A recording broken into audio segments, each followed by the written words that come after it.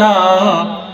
এরকম যাইতে যেতে এক রাস্তার ধারে দেখে একটা খেজুর গাছ, ওই গাছের সাথে আব্দুল আনসারীর দুইটা সন্তানকে বেঁধে রাখছে।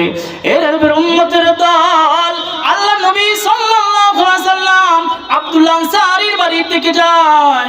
যাবার পর গেটের মধ্যে গিয়ে সালাম দেয়, সালামের কোনো জবাব আসে না। তিনবার সালাম দেয়, তারপরও জবাব আসে না।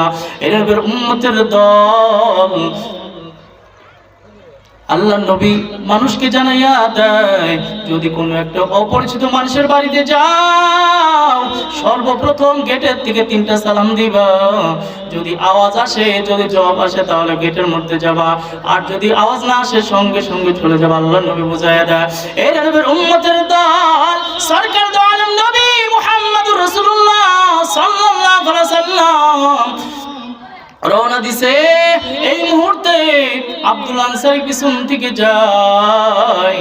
যাবার পর আল্লাহ নবীকে ডেকে ইয়া রাসূলুল্লাহ, ইয়া হাবিবাল্লাহ, বেয়াদবি মাফ করবেন, যখন আপনি সালাম দিয়েছেন এমন অবস্থায় ছিলাম যে অবস্থায় আপনার সালামের জবাব দেওয়ার মতো পরিস্থিতি ছিল না। এর নবীর উম্মতের দল আল্লাহর নবী বলেন, ও আব্দুল আনসারী, বলো তুমি কোন অবস্থায় ছিলা?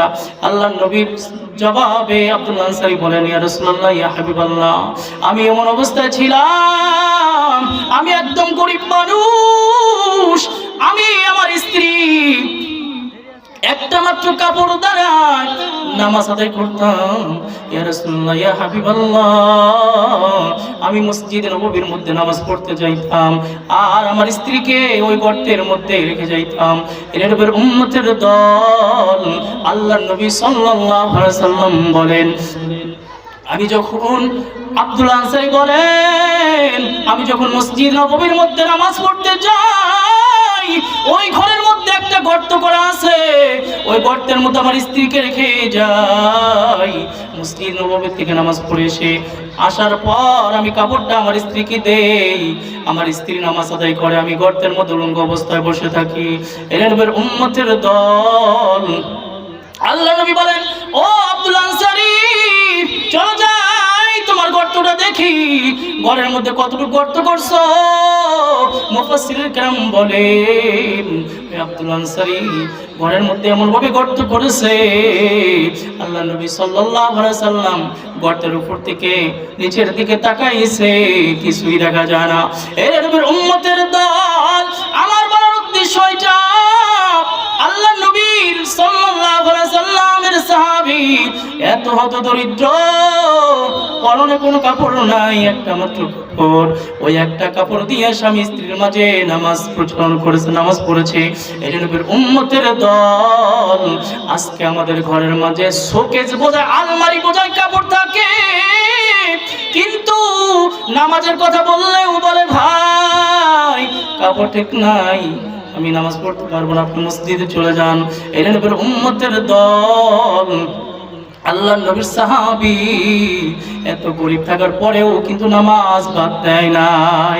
এর নবীর উম্মতের দল, সেই জন্যই তো মুরব্বিনা کرام বলেন, যারা 5 ওয়াক্ত নামাজ পড়বে আল্লাহ পাক রব্বুল আলামিন 5টা পুরস্কারে পুরস্কৃত করবে।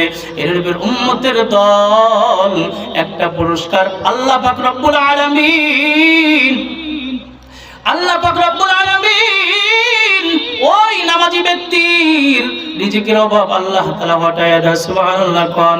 এর নবীর উম্মতের দল 2 নম্বর পুরস্কার হলো আল্লাহ পাক রব্বুল আলামিন ওই মৃত ব্যক্তির সওয়াল জবাব আল্লাহ তাআলা সহজ করিয়া দেয়। সুবহানাল্লাহ।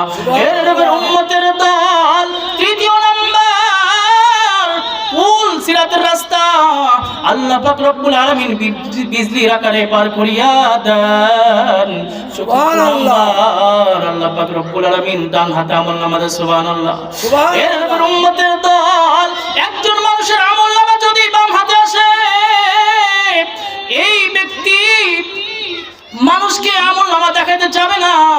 আল্লাহ পাক রব্বুল আলামিন ফেরেশতাকে বলবে, এই ফেরেশতা তার হাতটা বামের মধ্যে ঢুকাইয়া পিছন দিকে হাতটা বাড়াইয়া দে, আমলনামা সে নিজে দেখুক।